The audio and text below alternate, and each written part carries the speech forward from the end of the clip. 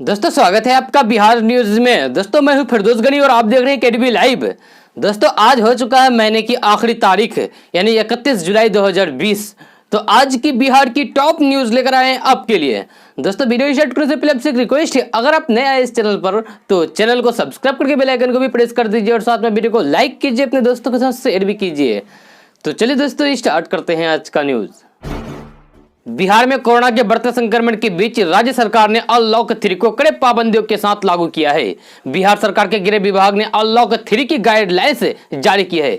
बिहार सरकार ने फैसला किया है कि केंद्र सरकार की तरफ से 1 अगस्त से 16 अगस्त के बीच के लिए दी गई गाइडलाइंस को फॉलो किया जाएगा। हालांकि गृह विभाग की तरफ से बिहार में लगातार चल रहे कोरोना संकट को देखते हुए राज्य सरकार ने अपनी तरफ से कुछ पाबंदियां लगाई है।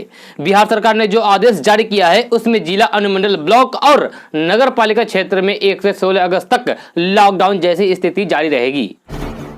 कोरोना के बीच सऊदी अरब में शुरू हुई हज यात्रा में अलग ही नजारा देखा गया है। लोगों ने चेहरे पर मास्क लगाए हुए थे और वे आइसोलेशन के बाद छोटे समूह में आ रहे थे।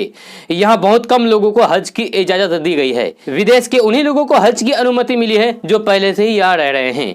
इस बार जिन लोगों को इस साल हज करने की मंजूरी मिली है उनकी बीते सप्ताह मक्का पहुंचने पर कोरोना जांच की गई और तापमान भी लिया गया। श्रद्धालुओं को हज यात्रा से पहले और इसके बाद अनिवार्य रूप से क्वारंटाइन रहने के आदेश दिए गए हैं। देश के धार्मिक मामलों में मंत्री मोहम्मद सालेह ने कहा है कि यहां आने वाले लोग अपने घरों में क्वारंटाइन रह चुके हैं, जबकि इसके बाद उन्हें मक्का के होटलों में 4 दिन तक क्वारंटाइन रहना होगा। जो लोग इस साल हज में हिस्सा ले रहे हैं उनमें 30% सऊदी अरब के नागरिक हैं और अन्य लोग सऊदी अरब में रह रहे हैं जो दूसरे देशों के नागरिक हैं। मौसम विभाग का कहना है कि अरब सागर से दक्षिण पश्चिमी और बंगाल की खाड़ी से पूर्वी उत्तर हवाओं के बिहार पहुंचने के बाद अगले 3 से 4 दिनों तक सभी जिलों में भारी बारिश होगी। मौसम विभाग के मुताबिक अरब सागर से दक्षिण पश्चिमी और बंगाल की खाड़ी से पूर्वी हवाएं 1 अगस्त तक बिहार पहुंचेगी। पटना में बृहस्पतिवार के दिन अधिकतम तापमान 33 डिग्री और न्यूनतम तापमान 26 डिग्री सेल्सियस दर्ज किया गया है। मौसम विभाग ने गोपालगंज, पूर्वी चंपारण, पूर्णिया, अररिया समेत 16 जिलों में आंधी तूफान के साथ बारिश का अलर्ट जारी किया गया है। पटना, गया, नालंदा, मुजफ्फरपुर समेत 22 जिलों में 1 अगस्त तक मौसम सामान्य रहेगा। इस दौरान तेज हवा के साथ हल्की बारिश हो सकती है। बिहार में 90,000 शिक्षकों के नियोजन की कार्रवाई एक बार फिर से शुरू होने को लेकर शिक्षा विभाग के अपर मुख्य सचिव आर.के. महाजन ने पटना हाईकोर्ट के अधिवक्ता को पत्र लिखा है। बिहार सरकार की तरफ से अधिवक्ता को कहा गया है कि 17 दिसंबर 2019 के नियोजन संबंधित आदेश पर पटना हाईकोर्ट ने रोक लगा दी है और अगली तिथि 7 सितंबर निर्धारित की गई है। आर.के. महाजन ने अपने पत्र में कहा है कि पटना हाईकोर्ट के उक्त आदेश से प्राथमिक शिक्षक नियोजन की कार्रवाई करने में बाधा उत्पन्न हुई है। बिहार विधानसभा चुनाव में सीट बंटवारे को लेकर महागठबंधन में अभी बातचीत जारी है। इस बीच राजद ने सीट शेयरिंग मुद्दे को लेकर अपने सहयोगियों पर दबाव बनाना शुरू कर दिया है। राजद ने साफ तौर पर कह दिया है कि जब तक महागठबंधन में शामिल बाकी सहयोगी पार्टियां तेजस्वी यादव को सीएम उम्मीदवार के रूप में स्वीकार नहीं करती, तब तक सीट शेयरिंग के मसले पर कोई भी बातचीत नहीं होगी। राजद के एक वरिष्ठ नेता ने कहा है कि महागठबंधन में शामिल सहयोगी पार्टियां कांग्रेस, हम और रालोसपा तेजस्वी यादव को सार्वजनिक रूप से सीएम उम्मीदवार के रूप में स्वीकार की घोषणा करें, अन्यथा हमारे पास दूसरे विकल्प भी हैं। हमारे कुछ सहयोगी दल ने तेजस्वी यादव को सीएम उम्मीदवार के रूप में स्वीकार कर लिया है, लेकिन कुछ ताकतें उन्हें ऐसा करने से रोक रही है। इसीलिए जब तक सीएम उम्मीदवार को लेकर एक मत नहीं होगा, सीट शेयरिंग के मुद्दे पर हम कोई भी बात नहीं करेंगे। बिहार में कोरोना का कहर जारी है। इस बीच बिहार के सूचना एवं जनसंपर्क विभाग के सचिव अनुपम कुमार ने कोरोना को लेकर अहम जानकारी दी है। अनुपम कुमार ने कहा कि कोरोना और बाढ़ की वर्तमान स्थिति से निपटने के लिए सरकार पूरी तत्परता के साथ कार्रवाई कर रही है। कोरोना टेस्ट की संख्या काफी बढ़ा दी गई है और अब बिहार के सभी प्रखंडों तक टेस्टिंग की सुविधा उपलब्ध है। Covid care centres, Covid health centres और डेडिकेटेड कोविड हॉस्पिटल में लगातार बेड्स की संख्या बढ़ाई जा रही है। आगे अनुपम कुमार ने बताया कि 10 डेडिकेटेड कोविड हॉस्पिटल का प्रबंधन देखने के लिए डेडिकेटेड टीमें लगाई गई है। इससे स्थिति में काफी सुधार हुआ है। केंद्रीय सड़क परिवहन एवं राजमार्ग मंत्रालय ने भागलपुर में गंगा नदी पर विक्रमशिला सेतु के समांतर 4 लेन पुल का टेंडर जारी कर दिया गया है।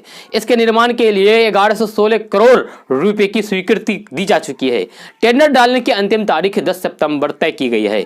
निर्माण एजेंसी का चयन होने के बाद पुल को 4 साल में बनाने का लक्ष्य रखा गया है। जनवरी 2018 में सीएम नीतीश कुमार ने केंद्रीय मंत्री नितिन गडकरी के साथ हुई मुलाकात में इस पुल के निर्माण की मांग की थी। बिहार के प्रधानमंत्री पैकेज में ये पुल शामिल है। बॉलीवुड अभिनेता सुशांत सिंह राजपूत मामले में पिता के सिंह द्वारा पटना में एफआईआर दर्ज करने के बाद बिहार में सियासत गर्मा गई है। नेता प्रतिपक्ष तेजस्वी यादव ने मुख्यमंत्री नीतीश कुमार के सुशांत के परिवार से नहीं मिलने पर सवाल उठाए हैं, तो सहयोगी पार्टी यानी कि लोक जनशक्ति पार्टी के अध्यक्ष चिराग पासवान ने भी मुख्यमंत्री को उनकी खामोशी को लेकर निशाने पर लिया है। कई नेताओं ने इस मामले की सीबीआई जांच करने की मांग रखी है, जबकि सुशांत के पिता के वकील के सिंह बताते हैं कि उनकी एफआईआर कराने में मुख्यमंत्री की पहल मददगार बनी। बिहार में जन अधिकार पार्टी के नेता और पूर्व सांसद पप्पू यादव की जान तब जोखिम में पड़ गई जब वे बाढ़ पीड़ितों से मिलने गोपालगंज पहुंचे थे। पप्पू यादव गोपालगंज जिले के बाढ़ प्रभावित गांवों के दौरे पर निकले। यहां उन्होंने गांव के हालात जानने और पीड़ितों से चर्चा की। इस दौरान बरौली में वे बाढ़ के पानी में ही फंस गए। ट्रैक्टर से इलाके के दौरे पर पहुंचे पप्पू यादव की ग्रामीणों ने मदद की। काफी मशक्कत के बाद पानी में फंसे ट्रैक्टर को बाहर निकाला जा सका। बताया जा रहा है कि गोपालगंज में बरौली में जैसे ही पप्पू यादव ट्रैक्टर से पानी में जा रहे थे, तभी उनका ट्रैक्टर पानी से भरे गड्ढे में पलटने से बाल बाल बच गया। इसमें खुद पप्पू यादव फंस गए। बाद में भारी मशक्कत के बाद उन्हें पानी से बाहर निकाला गया। इसके बाद वे बाढ़ पीड़ितों के पास पहुंचे और उन्हें आर्थिक मदद भी की।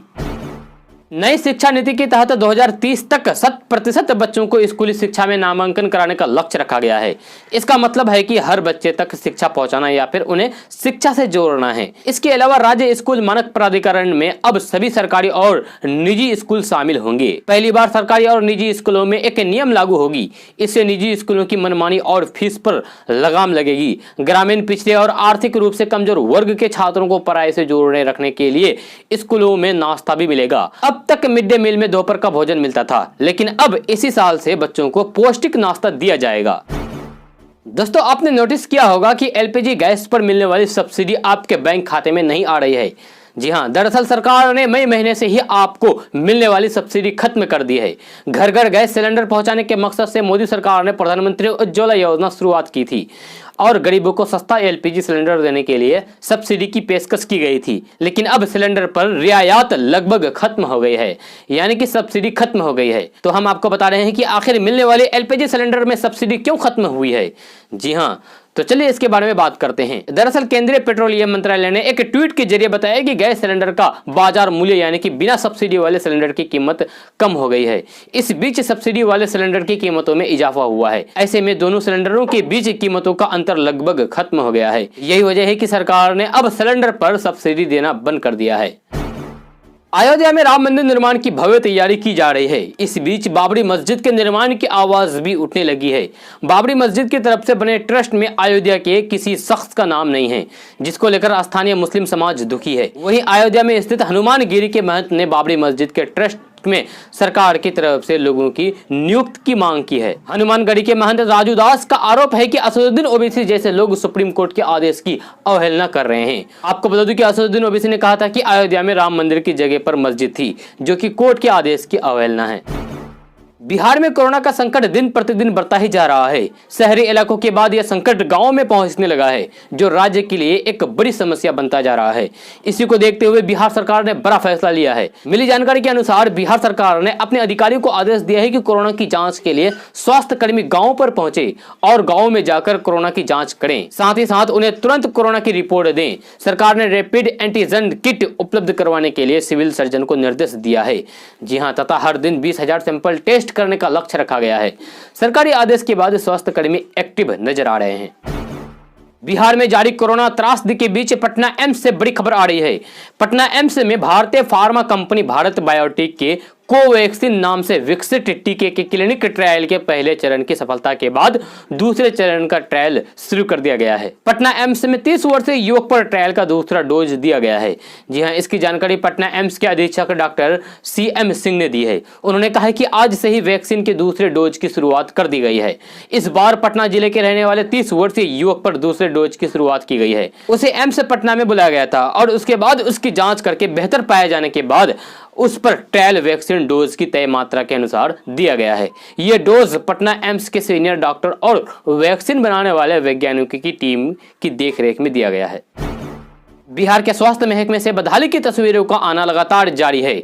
जी हां, कोविड को लेकर जहां अस्पतालों की तस्वीर और वीडियो सोशल मीडिया के माध्यम से लोगों तक सामने आ रही है, तो वहीं रोहतास से भी एक ऐसी ही तस्वीर आई है, जो ठेले पर स्वास्थ्य सिस्टम को देखा जा रहा है।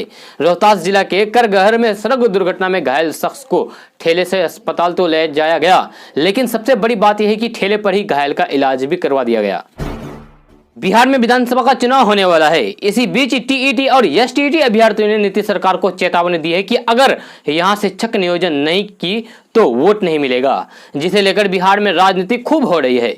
खबर के अनुसार बिहार में प्रारंभिक शिक्षक नियोजन के लिए टीईटी और एसटीईटी अभ्यर्थियों ने ट्वीट करके ये चेतावनी जारी की है। ये ट्वीट ट्रेंड भी कर रहा है। आपको बता दें कि राज्य के 71,000 प्रारंभिक स्कूलों में 90,763 शिक्षकों की नियोजन प्रक्रिया पर हाईकोर्ट ने रोक लगाते हुए शिक्षा विभाग से जवाब मांगा है, क्योंकि इस भर्ती प्रक्रिया में दिसंबर 2019 में सीटीईटी उत्तीर्ण छात्रों को मौका नहीं दिया गया है। राजधानी पटना में बनने वाले रिंग रोड के पहले चरण का टेंडर जारी कर दिया गया है। पहले चरण में 39 किलोमीटर 6 लेन सड़क का निर्माण होगा। यह जानकारी आज पथ निर्माण मंत्री नंदकिशोर यादव ने दी है। उन्होंने बताया कि राष्ट्रीय राजमार्ग प्राधिकरण ने पटना रिंग रोड के निर्माण के पहले चरण में कन्हौली से रामनगर तक कुल 39 किलोमीटर लंबी 6 लेन सड़क के निर्माण के लिए टेंडर जारी कर दी है। टेंडर की अंतिम तिथि 6 अगस्त 2020 है। वहीं इस सड़क के निर्माण कार्य पूरा करने का लक्ष्य 24 माह का है। इसके निर्माण पर 823 करोड़ रुपए खर्च की लागत आएगी। भाई बहन के अटूट रिश्ते और प्यार का प्रतीक त्योहार रक्षाबंधन के आने में महज 2 दिन का समय बचा हुआ है। इस त्योहार को लेकर लोगों में खासा उत्साह देखा जा रहा है। रंग बिरंगी राखियों से बाजार पट गए हैं। घर से बाजार तक राखी से संबंधित गीत भी बजने लगे हैं। पोस्ट ऑफिस और कुरियर के माध्यम से राखी भेजने का भी काम अंतिम दौर में पहुंच गया है। कोरोना और लॉकडाउन होने के कारण इस बार राखी खरीदने वालों की भीड़ पिछले साल की तुलना में काफी कम लग रही है। सोमवार को रक्षाबंधन होने से इसका कुछ अलग ही महत्व माना जा रहा है। जी हां, ठेलों और चौकियों पर सजी एक से बढ़कर एक आकर्षक और रंग बिरंगी राखियां रास्ते से गुजरने वाले हर किसी को आकर्षित कर रही है। बाजार में कई आकर्षक एवं ब्रांडेड राखियां उतारी गई है। कोई 5-10 तो कोई 50-100 की कीमत वाली राखी की खरीदारी कर रहे हैं। रक्षाबंधन को लेकर खासकर बहनों में खासा उत्साह देखा जा रहा है। एक्टर सुशांत सिंह राजपूत के पिता बिहार में एक्ट्रेस रिया के खिलाफ एफआईआर दर्ज करवाई है, जिसके जांच पड़ताल बिहार पुलिस द्वारा की जा रही है। बिहार पुलिस मामले की तह तक जाने के लिए मुंबई पुलिस से भी संपर्क बनाए हुए हैं। वहीं दूसरी तरफ इस मामले में सुशांत के फैंस और कई बॉलीवुड सितारे सीबीआई जांच करने की मांग कर रहे हैं। सुप्रीम कोर्ट ने बॉलीवुड एक्टर सुशांत सिंह मामले में सीबीआई जांच की मांग करने वाले जनहित याचिका को खारिज कर दिया है। सुप्रीम कोर्ट ने कहा है कि पुलिस को उनका काम करने दीजिए। सुप्रीम कोर्ट ने कहा है कि याचिकाकर्ता अलग पीढ़ियों का इस मामले में कोई भी लेना देना नहीं है। मुख्यमंत्री नीतीश कुमार ने कहा है कि राज्य में कानून का राज स्थापित करना हमारी पहली प्राथमिकता थी। इसे हम लोगों ने हासिल किया है। इसमें पुलिस की बहुत बड़ी भूमिका रही है। आगे भी कानून का राज कायम रहेगा। हमने क्राइम, करप्शन और कम्युनलिज्म को न बर्दाश्त किया है और न ही बर्दाश्त करेंगे। उन्होंने कहा है कि वर्ष 2005 के पहले राज्य में विधि व्यवस्था की स्थिति ठीक नहीं थी। शाम ढलने के बाद लोग घरों से निकलते ही नहीं थे। वर्ष 2005 के बाद विधि व्यवस्था में काफी सुधार लाया गया है। अब लोग कभी भी निर्भीक होकर घरों से निकलते हैं। अपने शासनकाल में हमने कभी भी पुलिस को न ही किसी को फंसाने और न ही बचाने के लिए कहा है। समाज में जो भी गलत करेगा उस पर कार्रवाई निश्चित है। बिहार में बहुत से लोग ऐसे हैं जो सरकारी जमीन पर कब्जा किए बैठे हैं। जी हां, सरकार इन लोगों को बेदखल करने की योजना बना रही है। मिली जानकारी के मुताबिक बिहार के ग्रामीण और शहरी इलाकों में बहुत से लोग ऐसे हैं जो कर्मचारी और अंचल अधिकारी की मिली भगत से अपने नाम पर सरकारी जमीन की जमाबंदी कर रखी है। खबर के अनुसार राजस्व एवं भूमि सुधार विभाग भूमि सर्वेक्षण के दौरान इस बात की भी जाँच करेगी कि ग्रामीण क्षेत्र में सरकारी जमीन पर किन लोगों का कब्जा है। जो लोग फर्जी तरीके से जमाबंदी हासिल किए हैं उनकी जमाबंदी को रद्द किया जाएगा। साथ ही साथ सरकारी जमीन के तौर पर जमीन के रिकॉर्ड में इसे दर्ज किया जाएगा। आपको बता दें कि बिहार में ग्रामीण इलाकों में ज्यादातर सरकारी जमीन पर किसी न किसी व्यक्ति का कब्जा है। इस जमीन पर खेती का काम हो रहा है तो बहुत से लोग तालाब और मकान तक बना लिए हैं। बिहार सरकार बहुत जल्द सर्वे करने की तैयारी कर रही है। भागलपुर से हावड़ा के बीच चलने वाली पहली प्राइवेट ट्रेन के परिचालन पर अंतिम मोहर लग गई है। सप्ताह में 7 दिन चलने वाली ट्रेन का मैनेजमेंट भागलपुर में ही होगा। ट्रेन का रखरखाव भी प्राइवेट रहेगा। कोचिंग यार्ड डिपो में अलग से पिट लाइन आवंटित की जाएगी। इस संबंध में रेलवे मंत्रालय की ओर से पूर्व रेलवे मुख्यालय को पत्र भेजा गया है। भागलपुर हावड़ा के बीच चलने वाली प्राइवेट ट्रेन भागलपुर रात 10 बजे पहुंचेगी और सुबह में खुलेगी। ऐसे में यार्ड में कौन सी पिट खाली रहती है, पिट लाइन विद्युतीकरण है या नहीं, ऐसी कई जानकारियां अगस्त तक मांगी गई है। मेंटेनेंस कर्मी टूल बॉक्स सहित अन्य संसाधन भी निजी होंगे। पटना जिले में कोरोना से संक्रमित मरीजों की संख्या अब घटने लगी है। जी हां, पिछले 4 दिनों में मरीजों की संख्या में काफी गिरावट आई है। बुधवार को पटना जिले में कुल 334 मरीज पाए गए हैं। अधिकारियों का कहना है कि पटना में संक्रमण का प्रतिशत बढ़कर 30% हो गया था, लेकिन उसमें काफी कमी आई है। अब 15% लोग संक्रमित पाए जाते हैं। हालांकि ग्रामीण क्षेत्र में पहले की तुलना में मरीजों की संख्या बढ़ी है, लेकिन अब इन इलाकों में धीरे धीरे गिरावट आने लगी है। ऐसा कंटेनमेंट जोन में सख्ती और जांच में तेजी के कारण हुआ है। जांच में तेजी होने से संक्रमित मरीजों की पहचान समय रहते हो जा रही है। ऐसे में बीमारी फैलने से रुकने लगी है। केंद्र सरकार की one nation one ration card योजना का उपभोग करने वाले राशन कार्ड लाभार्थियों को होने वाली असुविधा और शिकायत को दर्ज कराने और उसके त्वरित निस्तारण के लिए टोल फ्री नंबर 14445 नंबर जारी किया है, यानी कि 14445 नंबर जारी किया है। अपर खाद्य आयुक्त अनिल कुमार दुबे ने बताया कि इस योजना में यूपी के कार्ड धारक अन्य राज्यों की किसी भी उचित दर पर दुकान से तथा अन्य राज्यों के कार्ड धारक उत्तर प्रदेश की किसी भी उचित दर पर दुकान से अपना खाद्यान्न प्राप्त कर सकते हैं। एक तरफ पूरा भारत कोरोना महामारी का सामना कर रही है, तो वहीं दूसरी ओर असम, बिहार जैसे राज्यों में रहने वाले लाखों लोग भीषण बाढ़ की चपेट में हैं। तकरीबन हर साल बाढ़ का सामना करने वाले लोगों को कोरोना काल में दोहरी चोट पहुंची है, जिससे उनके लिए जीवन यापन करना मुश्किल हो गया है। ऐसे में टीम इंडिया के कप्तान विराट कोहली और उनकी पत्नी अनुष्का शर्मा ने लोगों से बिहार और असम में बाढ़ की चपेट में आने वाले लोगों की मदद करने के लिए आगे आने की गुहार लगाई है। कल विराट कोहली और अनुष्का शर्मा ने मैसेज जारी करते हुए कहा कि एक तरफ हमारी देश कोरोना महामारी के बीच फंसा है, उसी दौरान असम और बिहार के लोग भीषण बाढ़ की चपेट में हैं। इस बाढ़ के कारण बहुत से लोगों का जीवन और आजीविका प्रभावित हुई है। हम असम और बिहार के लोगों की सलामती के लिए ऊपर वाले से दुआ कर रहे हैं। मेरा और अनुष्का का लोगों से अनुरोध है कि इन दोनों राज्यों में बाढ़ राहत के काम में जुटी इन 3 संस्थानों की मदद करें। यदि आपको फर्क पड़ता है तो लोगों की इन 3 संस्थानों की सहायता से लोगों को राहत पहुंचाने के लिए आगे आएं। आज के समय में बिना मोबाइल फोन की जिंदगी की कल्पना भी नहीं की जा सकती है, लेकिन आज से 25 साल पहले लोग बिना मोबाइल फोन के ही अपना काम चलाते थे। अगर अभी के समय की बात करें तो मोबाइल फोन दुनिया का दूसरा सबसे बड़ा टेलीकॉम मार्केट बन चुका है। आपको बता दें कि 31 जुलाई के दिन भारत में मोबाइल क्रांति की शुरुआत की नींव पड़ी थी। 31 जुलाई 1995 में ही पश्चिम बंगाल के तत्कालीन मुख्यमंत्री ज्योति बसु ने पहली मोबाइल कॉल उस समय तत्कालीन केंद्रीय दूरसंचार मंत्री सुखराम को की थी। भारत में मोबाइल सेवा की शुरुआत 25 साल पहले 31 जुलाई 1995 को हुई थी। उस दिन भारत में पहली बार मोबाइल से कॉल की गई थी, जिसने देश में क्रांति की शक्ल ले ली है। उस समय आउटगोइंग कॉल के साथ ही इनकमिंग कॉल के भी पैसे लगते थे। दोस्तों, आज का न्यूज़ बस यहाँ तक। कैसा लगा जरूर अपना सुझाव दीजिएगा नीचे कमेंट बॉक्स में कमेंट करके। अगर आप नए आए इस चैनल पर तो चैनल को सब्सक्राइब करके बेल आइकन को भी प्रेस कर दीजिए और साथ में वीडियो को लाइक कीजिए, अपने दोस्तों के साथ शेयर भी कीजिए। तो चलिए दोस्तों, फिर मिलते हैं अगले वीडियो में।